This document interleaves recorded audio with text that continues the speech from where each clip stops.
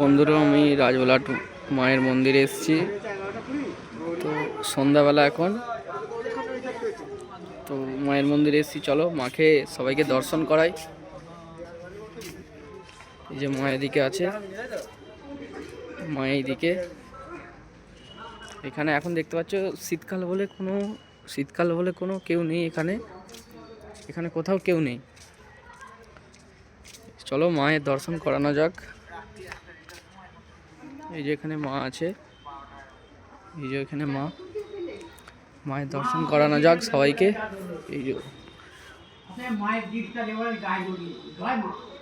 যে মা আমাদের।